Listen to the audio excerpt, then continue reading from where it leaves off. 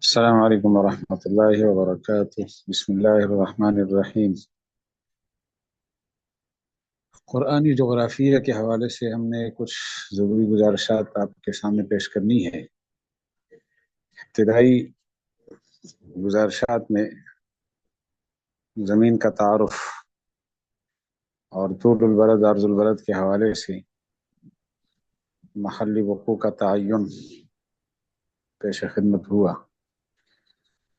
اب ہم مقصودی بات کی طرف جا رہے ہیں۔ مقصود ہمارا یہاں زمین کا پورا تعارف نہیں ہے، جغرافیہ مقصود نہیں ہے، جغرافیہ قرآنی مقصود ہے۔ جغرافیہ کے حوالے سے جو کچھ ہم نے آج تک پڑھا اس کا ایک سرسری خاکہ آپ کے سامنے اسکرین پر سامنے آ رہا ہے، اسے ملاحظہ فرمائیے اور پھر مقصودی بات کی طرف ہم بڑھتے ہیں۔ جغرافیہ کے فوائد کیا ہیں؟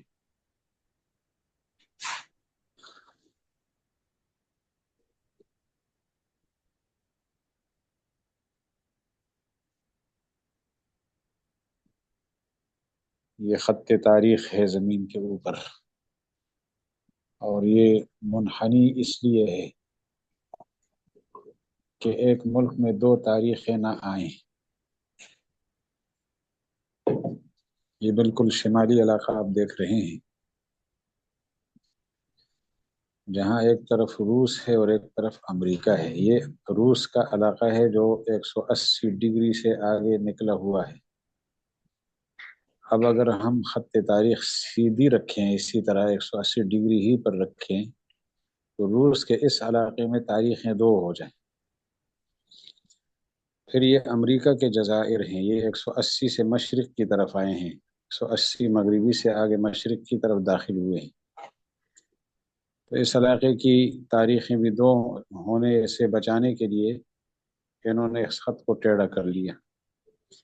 پھر یہ جنوب کی طرف یہ جزائر ہیں، فجی کے جزائر بڑی تعداد میں ہیں، چونکہ یہ جزائر بھی ایک نظم حکومت کے ماتحت ہیں، تو 180 ڈگری سے اس کی خط تاریخ کو باہر مشرق یعنی مغرب کی طرف سے مغرب کی طرف نکال دیا۔ یہ اس کے ٹیڑھا میڑھا ہونے کی وجہ ملک میں ایک تاریخ رکھنا ہے، ورنہ پھر دو تاریخیں رہیں۔ یہ خط منحنی ہے۔ تو زمین کا نقشہ دو قسم کا عرض کیا تھا۔ انتہائی میل شمس، سورج شمال کی طرف جو جاتا ہے 23.5 درجے شمال سے پھر واپس آ جاتا ہے، اور یہ 21 جون کی تاریخ ہوتی ہے۔ 21 جون کو پھر واپسی ہوتی ہے، اور 21 ستمبر کو خط استوا سے گزرتا ہے، اور پھر 21 دسمبر کو خط جدی پر جا کر طلوع اور غروب ہوتا ہے۔ پھر وہیں سے واپسی ہوتی ہے، اور 21 مارچ کو اس خط استوا پر طلوع اور غروب ہوتا ہے، اور پھر آگے بڑھ کر 21 جون کو خط سرطان پر طلوع اور غروب ہوتا ہے۔ تو میل شمس روزانہ سورج کا میلان یعنی ایک درجہ آگے بڑھنا شمال کی طرف یا جنوب کی طرف، یہ بات سمجھائی گئی ہے اس نقشے میں جو آپ کے سامنے ہے۔ شمالاً و جنوباً 23.5 ڈگری 23.5 ڈگری شمال کی طرف اور 23.5 ڈگری جنوب کی طرف۔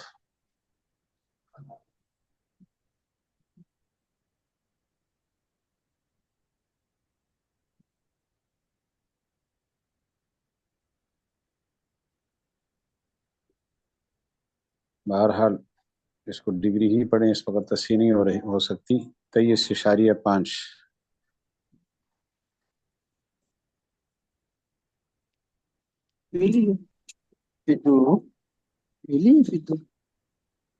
زمین کے اوپر 5 بڑے سمندر ہیں اور 7 بر اعظم ہیں۔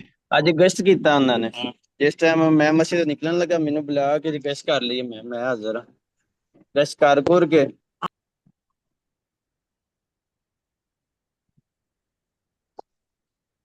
زمین کے اوپر 7 سمندر، 5 بڑے سمندر ہیں، بحر الکاہل، جس کا کچھ حصہ یہ مشرقی آپ دیکھ رہے ہیں اور کچھ حصہ مغربی ہے۔ دوسرا بڑا سمندر یہ بحر اوقیانوس ہے جو ایس کی شکل میں ہے۔ تیسرا بڑا سمندر بحر ہند ہے۔ چوتھا بڑا سمندر یہ بحر منجمد جنوبی ہے، اور 5واں بڑا سمندر بحر منجمد شمالی ہے۔ اور 7 بر اعظموں میں 3 بر اعظم یہ ایک ساتھ ہیں، ایشیا ہے اور یورپ ہے اور افریقہ ہے، جن تینوں کا سنگم جزیرہ عرب ہے۔ اور ایک جزیرہ بر اعظم آسٹریلیا ہے۔ یہ مشرق کی طرف 4 بڑے بر اعظم ہیں، اور مغرب کی طرف 2 ہیں، بر اعظم امریکہ شمالی اور امریکہ جنوبی، اور جنوب کی طرف ایک بر اعظم ہے انٹارکٹیکا۔ یہ 7 بر اعظم ہیں جن میں 6 آباد ہیں۔ انسانی آبادی 6 بر اعظموں پر مشتمل ہے۔ پرانی مہذب دنیا ان 3 بر اعظموں پر مشتمل تھی، ایشیا، یورپ اور افریقہ۔ پھر امریکہ دریافت ہوا ہے تقریباً 500 سال پہلے، اور آسٹریلیا دریافت ہوا ہے تقریباً 200-250 سال پہلے۔ تو اس لیے پرانی مہذب دنیا 3 بر اعظموں پر مشتمل تھی۔ تو انبیاء قرآنی جب ہم دیکھ رہے ہیں، یہ اس وقت آپ کے سامنے بر اعظم ایشیا کا نقشہ ہے۔ یہ جو جزیرہ عرب ہے اس کے مغرب سے، یہ اس ایریا سے شروع ہوتا ہے بر اعظم ایشیا، اور مشرق کی طرف ہے یہ سارا۔ تو بر اعظم ایشیا کا نقشہ جس میں مختلف ممالک ہیں، پاکستان بھی اسی میں ہے، اور پاکستان کے یہ مختلف حوالوں سے نقشے آپ کے سامنے ہے اس وقت، مختلف حوالوں سے، ہوائی سفر کے حوالے سے اور مختلف دیگر حوالوں سے، موسموں کے حوالے سے۔ یہ جنوبی ایشیا ہے۔ جنوبی ایشیا میں پھر یہ ہندوستان کے مختلف صوبے ہیں، ہندوستان کا علاقہ، چونکہ ہندوستان کے جنوبی علاقے سے قرآنی جغرافیہ وابستہ ہے۔ اور یہ بر اعظم افریقہ دیکھ رہے ہیں آپ، یہ جو صحرائے سینا ہے اس کا مغربی کنارہ، یہ سنگم ہے بر اعظم ایشیا اور افریقہ کے درمیان۔ یہیں سے بر اعظم افریقہ شروع ہوتا ہے، اور مغرب کی طرف یہ پورا بر اعظم افریقہ ہے۔ بر اعظم افریقہ میں یہ مصر وغیرہ کے ممالک ہیں، یہ مصر ہے، اور یہ صحرائے سینا ہے، اور یہ ایشیا کے علاقے میں فلسطین، لبنان وغیرہ کے ممالک ہیں۔ چونکہ ان ممالک کے ساتھ ہمارے سبق کا تعلق ہے تو اس لیے ان کا خاکہ آپ کی خدمت میں پیش کیا۔ قرآنی جغرافیہ یہ قرآن پاک کا خادم ہے، قرآن مجید کا تذکر اور تذکیر اس میں یہ معاون علم ہے۔ احادیث مبارکہ اور ادب عربی کے کامل فہم کے لیے ضروری ہے۔ درس قرآن کا اہم اور لازم جز ہے، اور درس سیرت اور درس تاریخ اسلام میں تو انتہائی معاون علم ہے۔ یہ علم ارض القرآن ایک مکمل فن ہے۔ احیاء اور بقا کے لیے درس و تدریس ضروری ہے، اور مطالعہ اور اختصاص ضروری ہے۔ آیات الہیہ کی معرفت اس سے حاصل ہوتی ہے، عبادات میں سہولت ہوتی ہے، عالمی سیاست کے رموز اور اسرار سے واقفیت اور الغزو الفکری کا فہم حاصل ہوتا ہے۔ بنیادی موضوعات 4 ہیں قرآنی جغرافیہ کے: قرآنی شخصیات، قرآنی اقوام، قرآنی گروہ، قرآنی مقامات۔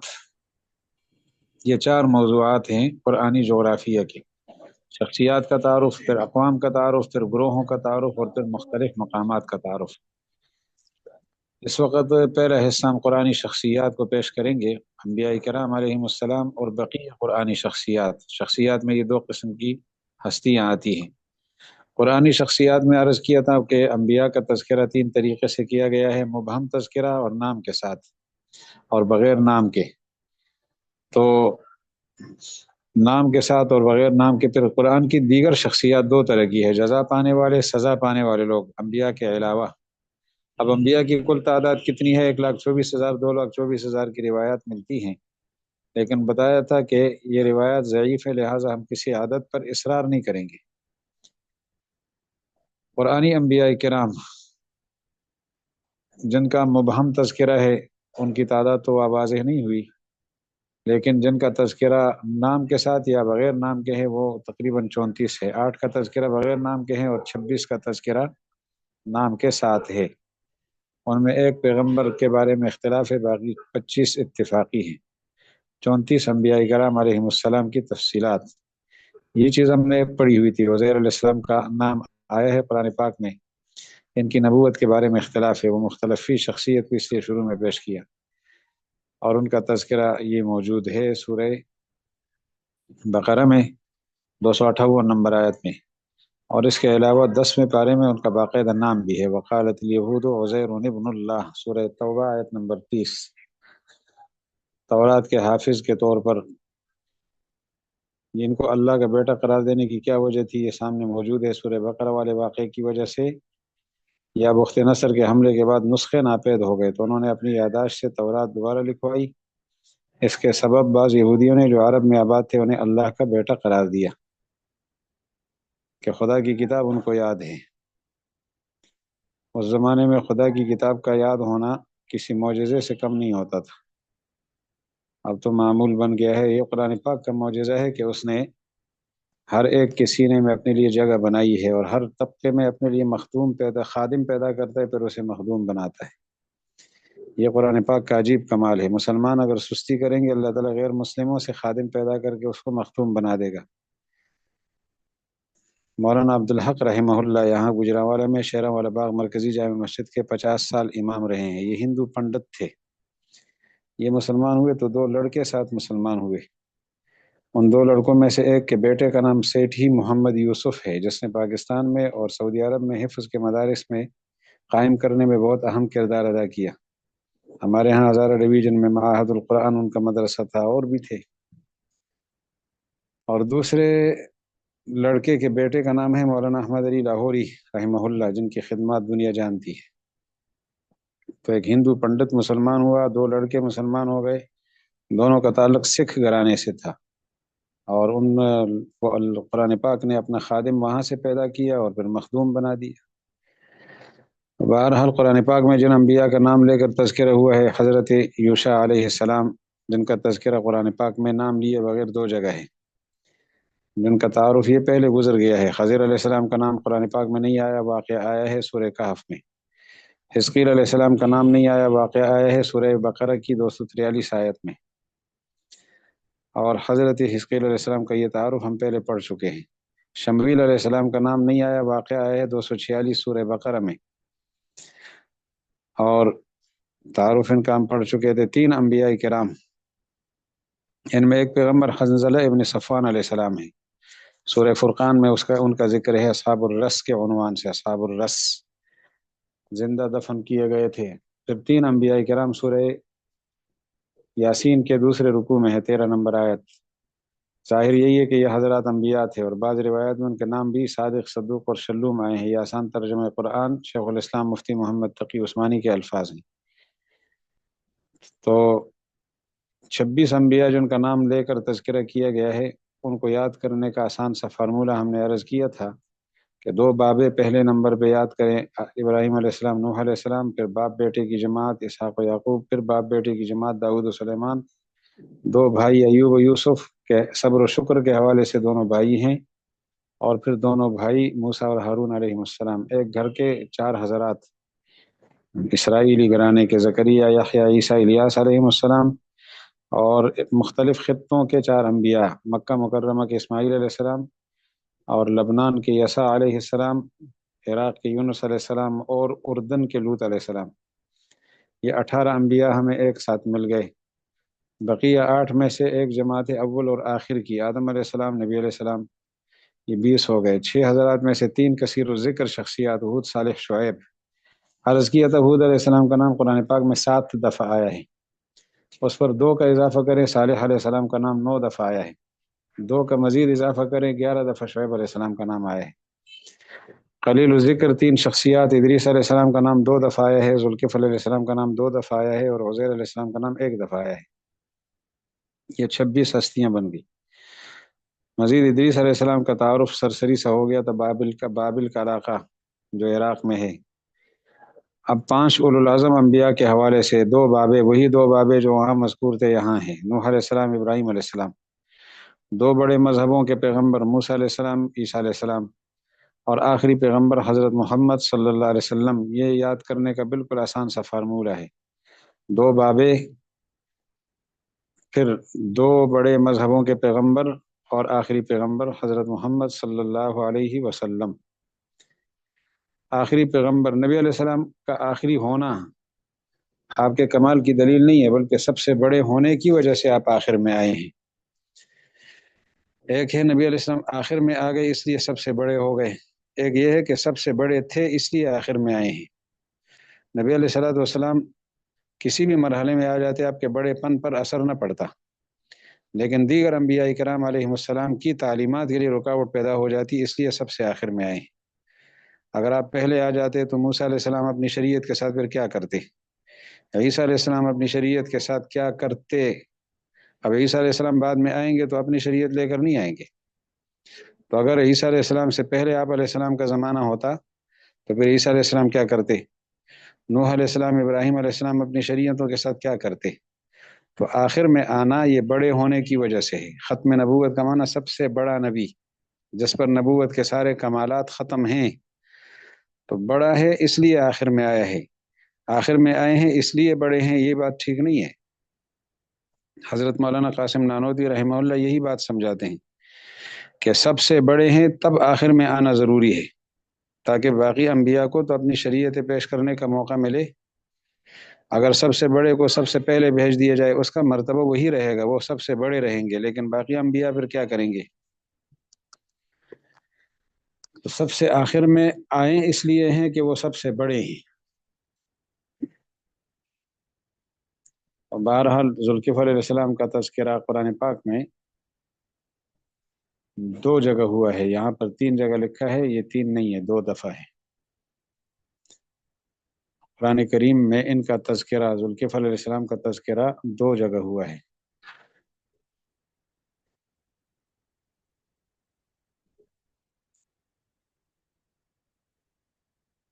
دو مقامات پر قرآن پاک میں ذوالکفل علیہ السلام کا تذکرہ ہوا ہے۔ یہ حضرت ایوب علیہ السلام کے فرزند ہیں بعض روایات کے مطابق۔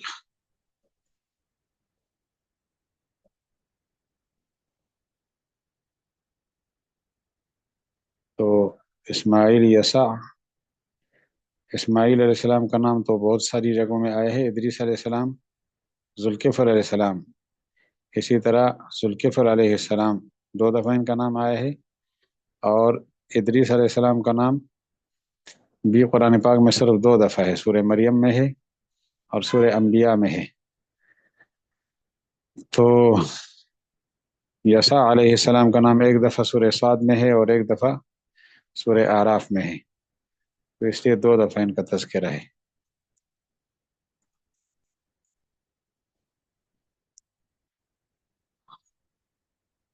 اولو العزم انبیاء قرآن پاک میں 2 دفعہ ان کا نام ایک ساتھ آیا ہے،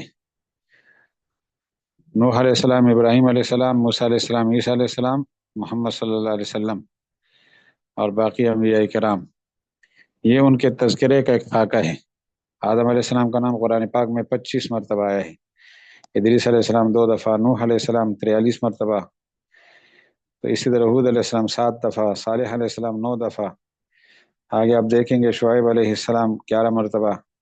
سب سے زیادہ تذکرہ حضرت موسیٰ علیہ السلام کا ہے جو کہ 136 مرتبہ ہے، 136 مرتبہ، اور اس کے بعد دوسرے نمبر پہ حضرت ابراہیم علیہ السلام کا ذکر ہے 69 مرتبہ، اور سب سے کم تذکرہ حضرت عزیر علیہ السلام کا ہے، یہ 1 مرتبہ۔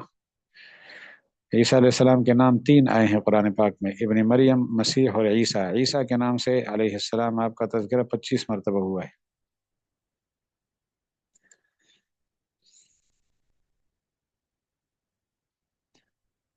قرآن پاک میں ان اولو العزم پیغمبروں کا 2 دفعہ ایک ساتھ ذکر آیا ہے، سورہ احزاب کی 7 نمبر آیت، سورہ شورى کی 13 نمبر آیت۔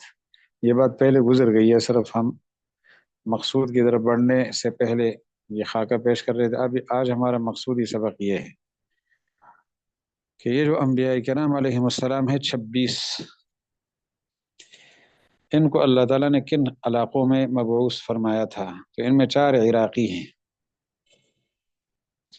اور 3 مصر کا علاقہ اپنے پاس رکھتے تھے، یعنی مصر کی سرزمین میں مبعوث ہوئے تھے، اور 6 کا تعلق جزیرہ عرب سے ہے، اور بقیہ 13 کا تعلق پرانے شام سے ہے، جس میں موجودہ شام، فلسطین، اردن، لبنان اور اسرائیل کا خطہ ہے، ناجائز اسرائیل کا۔ تو اب ہم دیکھتے ہیں مصر کے انبیاء کرام علیہم السلام۔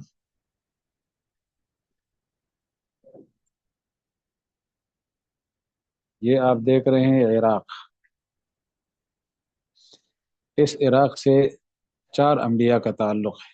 یہ عراق، یہ جو موصل دیکھ رہے ہیں آپ شمال کی طرف، اسی موصل کے نبی ہیں حضرت یونس علیہ السلام، یہی ان کی قبر ہے۔ یونس علیہ السلام کا مقبرہ اسی خطے میں ہے، موصل کے شمال نینوا کے علاقے میں۔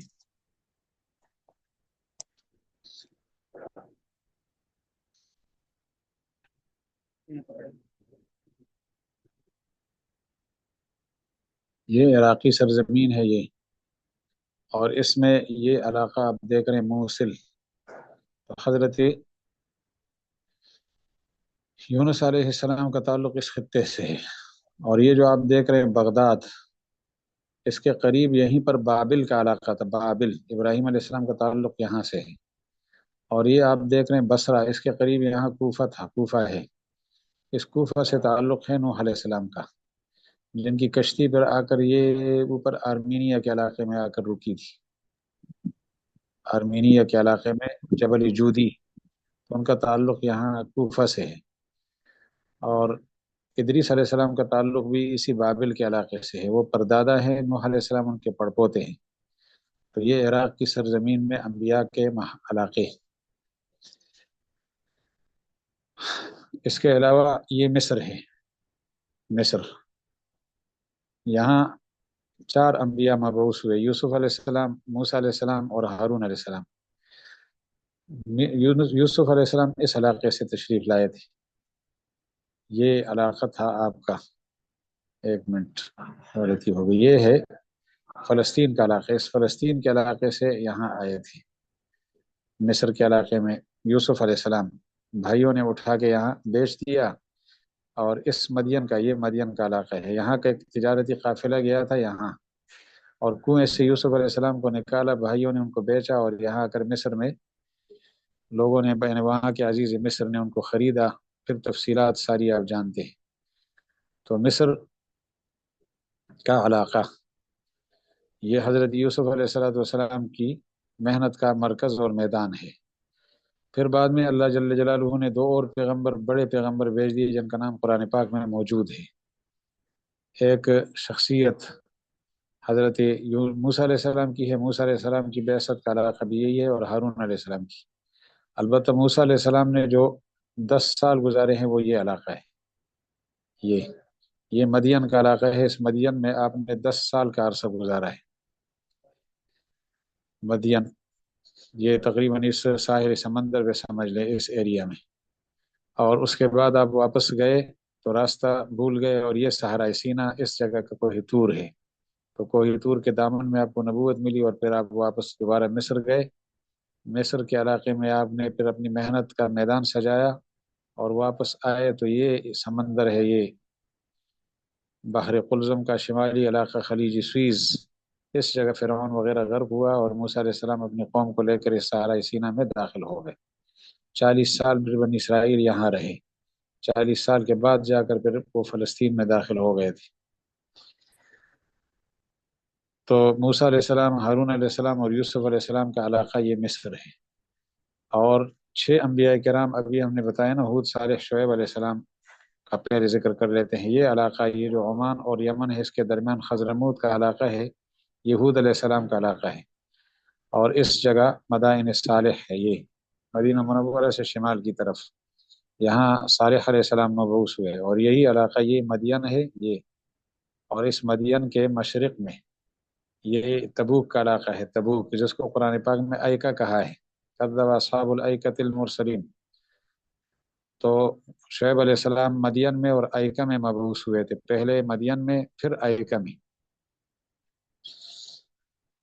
तो ये तीन अम्बिया किराम अलैहिमुस्सलाम के की मेहनत का इलाका है। हूद अलैहिस्सलाम जिनका तज़किरा कुरान पाक में 7 दफ़ा हुआ है, और सालेह अलैहिस्सलाम जिनका तज़किरा कुरान पाक में 9 मरतबा हुआ है, और शुएब अलैहिस्सलाम जिनका कुरान पाक में तज़किरा नाम लेकर 11 मरतबा हुआ है। इसके अलावा ये मक्का मुकर्रमा है, ये मक्का मुकर्रमा, यहाँ के तीन अम्बिया किराम है। आदम अलैहिस्सलाम अगरचे वो ज़मीन पर उतरे किसी और इलाके में होंगे, लेकिन मक्का मुकर्रमा आए हैं, काबतुल्लाह की तामीर में अपना किरदार अदा किया उन्होंने। और इस्माईल अलैहिस्सलाम के वालिद तो इस इराक़ से गए थे, और इस फ़लस्तीन से फिर इब्राहीम अलैहिस्सलाम इस्माईल अलैहिस्सलाम को लाकर इस मक्का में छोड़ गए थे। उनको अल्लाह ताला ने यही नबूवत अता फरमाई और यहीं रहे। और हज़रत मोहम्मद सल्लल्लाहु अलैहि वसल्लम का जाए पैदाइश यही है, फिर आप मदीना मुनव्वरा मुंतकिल हुए थे। तो जज़ीरे अरब 6 अम्बिया किराम, बड़े अम्बिया किराम का मस्कन है।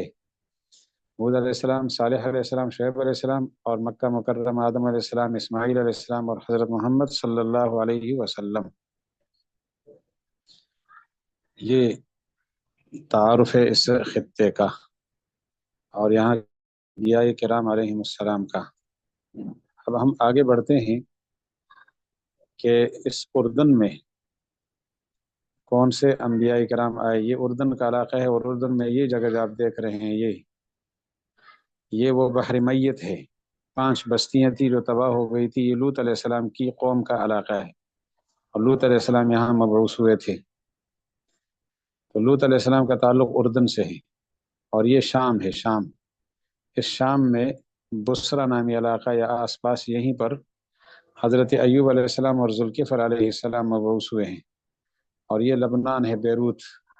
इस इलाके के 2 पैगंबर हैं कुरान पाक में, जिनका नाम है इलियास अलैहिस्सलाम और यासा अलैहिस्सलाम, अल-यासा। तो उर्दन के पैगंबर एक हो गए, 2 शाम के और 2 लबनान के। ये 5 पैगंबर हैं 13 बक़िया शख्सियात में से। तो पीछे 8 शख्सियात रह गई। उन 8 का जो महल वक़ू या इलाका है, ये इसराइल का जो कब्ज़ा है फ़लस्तीन, इस फ़लस्तीन में वो मबऊस हुए। उनमें इसहाक़ व याकूब अलैहिस्सलाम बाप बेटा हैं, और दाऊद और सुलेमान बाप बेटा हैं, ज़करिया याहया बाप बेटा हैं। ये 6 अम्बिया तो बिल्कुल आसानी से हमें याद हो गए। बाप बेटे की 3 जमातें बना दें हम, इसहाक़ व याकूब, दाऊद और सुलेमान, ज़करिया याहया अलैहिमुस्सलाम। 2 पैगंबर रह जाते हैं, एक उज़ैर अलैहिस्सलाम और एक ईसा अलैहिस्सलाम। उनका नाम याद करना कोई मुश्किल नहीं है। तो 8 शख्सियात का ताल्लुक़ यहाँ से है, 8 यहाँ से, 2 का ताल्लुक़ ये लबनान से, 2 का ताल्लुक़ शाम से, और 1 का ताल्लुक़ उर्दन के इलाके से। ये 13 शख्सियात इन इलाकों में। पुरानी किताबों में आप पढ़ेंगे शाम के पैगंबर, तो ये पूरा इलाका एक शाम कहलाता था, शाम की सरजमीन। इन अम्बिया किराम अलैहिमुस्सलाम के इलाके। हमने एक शख्सियत का नाम, चूँकि वो नबी नहीं है, बाज़ रिवायात में उनका नबी होना समझ आता है, वो इस खुर्तूम से ताल्लुक़ रखती थी। वो शख्सियत, उनका नाम है हज़रत लुक़मान हकीम अलैहिस्सलाम। और एक बड़ी शख्सियत, बड़ी इनकलाबी शख्सियत हज़रत ज़ुल्क़रनैन अलैहिस्सलाम, उनका ताल्लुक़ इस शिराज से था। वो ईरानी है, शिराज ईरान और खुर्तूम सूडान। हज़रत ज़ुल्क़रनैन ज़ुल्क़रनैन हज़रत ज़ुल्क़रनैन शिराज के हैं, और हज़रत लुक़मान हकीम इस सूडान के हैं। और जो इलाका हमारी हिजरत का पहली हिजरत, हमारी पहली पनाहगाह, वो ये इलाका है। मक्का मुकर्रमा से हम यहाँ आए थे, ये इलाका है, इसको हबशा कहते हैं।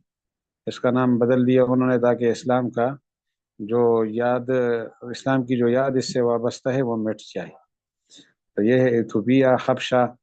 यहाँ मुसलमानों ने पहली पनाह हासिल की थी, और नज्जाशी मुसलमान हुआ था, जिसका गायबाना जनाजा नबी अलैहिस्सलाम ने मदीना मुनव्वरा से पढ़ाया था। मदीना मुनव्वरा से इसका जनाजा यहाँ पढ़ाया था। इसके अलावा कुरानी सरजमीन में ये सनात देख रहे हैं, तो इसका मज़ीद तारुफ हम आगे करेंगे। ये वो अस्हाबुल जन्नह, सूरह कलम में जो है, अस्हाबुल जन्नह इन्ना बलवनाहुम कमा बलवना अस्हाबल जन्नह, उनका इलाका है। फिर अस्हाबुल फील पर, अस्हाबुल फील भी ये सना के थे, جو مکہ مکرمہ حملہ کرنے کے لیے گئے تھے ابرہہ کی قیادت میں، وہ بھی صنعاء سے تعلق رکھنے والی جگہ ہے۔ اور اسی یمن میں اس ایریا میں، بلکہ آج کل وہ سعودی عرب میں ہے، اس ایریا میں اصحاب الاخدود کا علاقہ ہے۔ اصحاب الاخدود وہ پرانے زمانے میں علاقہ یمن کے ساتھ تعلق رکھتا تھا۔ تو قرآن مجید یہ جو علاقہ ہے دمام، تو یہ دمام وغیرہ کے جو علاقے ہیں یہ پرانا بحرین ہے۔ موجودہ بحرین تو یہ سمندر کے اندر ہے، لیکن پرانا نبی علیہ السلام کے زمانے کا بحرین یہ اندر ہے، جو ریاض کے مشرق میں ہے۔ اور ہم نے یہ پڑھا ہے کہ وفد عبدالقیس یہاں سے آیا تھا، مضر کے قبیلے راستے میں دشمن ہے اور وہ چھوڑ نہیں رہے، یہ تفصیلات ہم نے پڑھی ہیں۔ اور اس کے علاوہ یہ کہ سب سے پہلی مسجد، پہلا جمعہ جو ہے وہ مدینہ منورہ میں پڑھا گیا ہے، تو دوسرا جمعہ یہاں جواسا میں پڑھا گیا ہے۔ جواسا وہ یہ جگہ ہے، اس ایریا میں جواسا کی منڈی تھی، تجارتی منڈی، تو دوسرا جمعہ یہاں پڑھا گیا ہے۔ اس کے علاوہ یہ جو علاقے ہیں اس سے ہماری اور بھی بہت ساری یادیں وابستہ ہیں۔ ہماری حدیث کی کتابوں میں جنت کے دروازوں کا تذکرہ آتا ہے کہ جنت کے 2 دروازوں کے درمیان فاصلہ کتنا ہے، جیسے مکہ سے لے کر بصرہ تک، تو یہ مکہ ہے اور یہ ادھر شام کے اندر بصرہ ہے اس ایریا میں۔ تو بصرہ اور مکہ کے برابر کا فاصلہ جو ہے، یا ایک جگہ ہے کہ مکہ اور حجر، مدینہ اور حجر، تو حجر کا علاقہ یہ ہے اسی دمام وغیرہ کے پاس۔ اور حوض کوثر، میرا حوض جو ہے وہ عدن سے لے کر آئلہ تک ہے، آئلہ، تو یہ علاقہ آئلہ ہے یہ۔ تو آئلہ سے لے کر عدن تک کا جتنا فاصلہ ہے، نبی علیہ السلام اپنے حوض کا فاصلہ بتا رہے ہیں۔ بہرحال اور بھی چیزیں ہمارے سامنے آتی رہیں گی۔ اس وقت ہم نے انبیاء قرآنی کے حوالے سے ان علاقوں کا تعارف کرانا تھا، جو ایک واجبی تعارف ہمارے سامنے آ گیا۔ ایک بات اور عرض کر لیتے ہیں،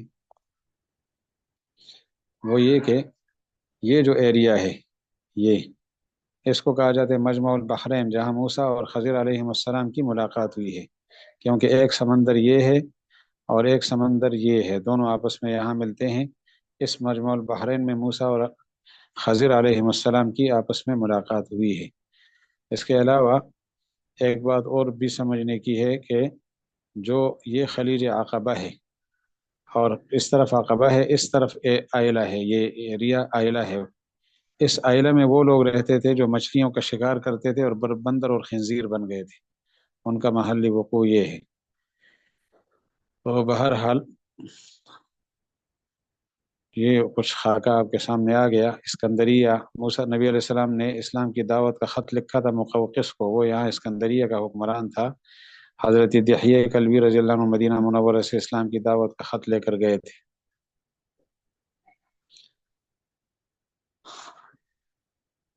تو یہ ضروری گزارشات آپ کے سامنے آ گئی، مزید انشاءاللہ اگلی نشست میں عرض کر سکیں گے۔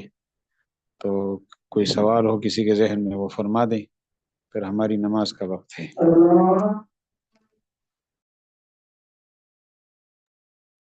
السلام علیکم استاد صاحب۔ وعلیکم السلام۔ جی استاد صاحب، ایک سوال عام طور پہ یہ ملحدین کی جانب سے کیا جاتا ہے کہ ہمیں آسمانی جتنی بھی کتابیں ہیں ان سب میں جن انبیاء کا ذکر ملتا ہے وہ سارے یہ مشرق وسطیٰ کے علاقوں میں ہی آئے، جبکہ قرآن میں تو یہ ہے کہ ہر قوم میں جو ہے وہ نبی مبعوث کیے گئے ہیں، مگر ان کی تاریخ جو ہے وہ آسمانی کتابوں میں قرآن سمیت جو ہے وہ نہیں ملتی۔ مگر یہ ہے کہ قرآن کو چونکہ ہم ظاہر مانتے ہیں تو اس کے حوالے سے پھر ہم تسلیم کرتے ہیں کہ تمام قوموں میں نبی یہ آئے۔ بڑا اہم سوال ہے ماشاءاللہ، اور اس کی وجہ یہ ہے چونکہ قرآن پاک نازل ہوا ہے اس ایریا میں، مکہ مکرمہ اور مدینہ منورہ، اور نبی علیہ السلام کی بعثت دوہری ہے۔ شاہ ولی اللہ فرماتے ہیں کہ نبی علیہ السلام کی بعثت ڈبل ہے، آپ کی بعثت صحابہ کی طرف ہوئی ہے اور صحابہ کی وساطت سے پوری انسانیت کی طرف ہوئی ہے۔ تو پہلی بعثت میں آپ صحابہ کی طرف مبعوث تھے براہ راست، اور ان کی وساطت سے امت کی طرف تھے، تو صحابہ کو دین سمجھانا تھا، اور ان کے سامنے مشرق وسطیٰ ہی کے انبیاء کے حالات لائے جا سکتے تھے کہ عراق کے حالات سے وہ واقف تھے، اور وہاں کے انبیاء، اسی طرح شام کے انبیاء کے حالات ان کے سامنے لائے جا سکتے تھے، مصر کے انبیاء کے حالات لائے جا سکتے تھے، اسی طرح یہ شام کی سرزمین ہو گئی، یا مثلا یہ جزیرہ عرب کے جنوبی، اور چونکہ قرآن پاک تاریخ کی کتاب تو ہے نہیں، تذکیر اور نصیحت کی کتاب ہے، تو ان انبیاء کے حالات جو ہے نا وہ سمجھنے میں ان کے لیے دشواری نہیں تھی، اور دیگر انبیاء کے حالات اس لیے نہیں سنائے کہ جو ان کے حالات سمجھ جائے گا باقی انبیاء کے حالات انہی انبیاء کے حالات کی طرح ہیں۔ تو تاریخ کی کتاب میں پھر ساری چیزیں لانی ضروری ہوتی ہے، تذکیر کی کتاب میں تو عبرت کی چیزیں یہاں آ گئی، اگر یہاں پاکستان میں نبی آئے ہیں اس علاقے میں، اس کے حالات معلوم کرنے ہوں تو ان میں سے کسی بھی پیغمبر کے حالات دیکھ لیں تو وہ یہاں کے پیغمبر کے حالات بھی ہوں گے۔ پھر ان قوموں کے حالات اگر معلوم کرنے ہیں، یہ افغانستان ہے، یہاں اگر کوئی نبی مبعوث ہوا ہے تو اس کے حالات بھی انہی انبیاء کرام کے حالات کی طرح تھے، اور قوموں کے حالات بھی اسی طرح تھے، اس لیے زیادہ تر اقوام بھی اسی علاقے کی مذکور ہوئی ہے قرآن پاک میں۔ تو اس کی بنیادی وجہ یہ ہے کہ ان کے حالات سے باقی انبیاء کے حالات سمجھے جا سکتے تھے، تو ان کے حالات سمجھنے میں دشواری نہیں تھی۔ عجیب و غریب واقعات سنائے جاتے تو اور مشکل پیش آ جاتی، پھر لوگوں کو اعتراضات کا مزید موقع ملتا، پھر ان کے جوابات میں کتنا وقت صرف ہوتا۔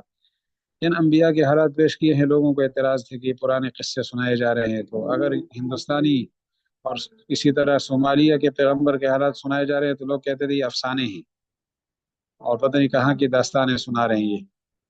اصل وجہ یہ تھی، اور جو انبیاء مذکور ہوئے ہیں ان کے حالات سے واقف ہونے کے بعد تمام انبیاء کے حالات سے واقف ہونے میں کوئی دشواری نہیں ہے۔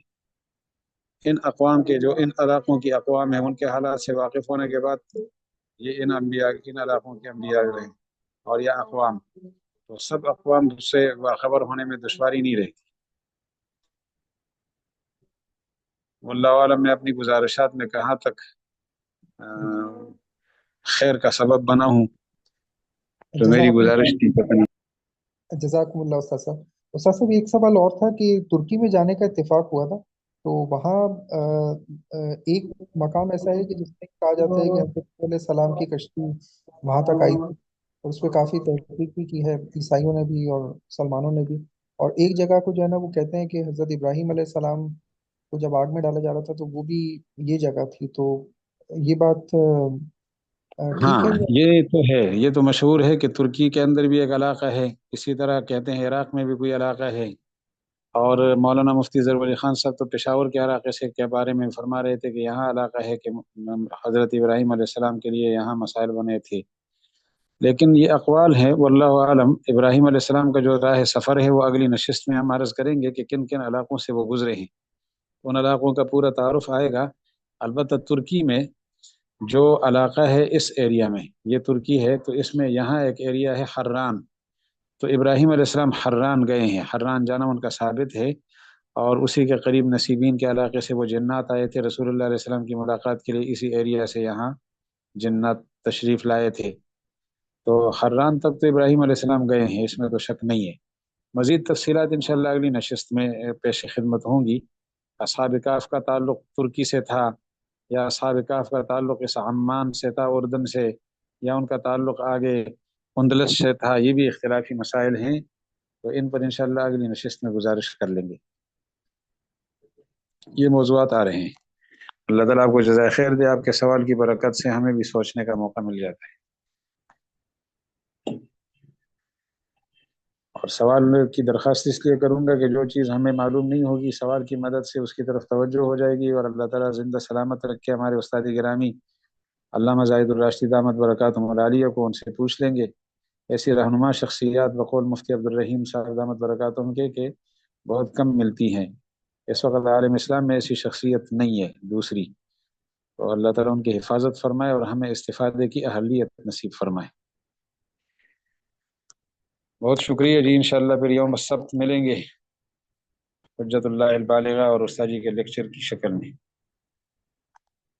یوم السبت، یوم الخمیس چھٹی ہوتی ہے، یوم الخمیس میں یہ سارے حضرات تبلیغی ہیں، شب جمعہ مناتے ہیں،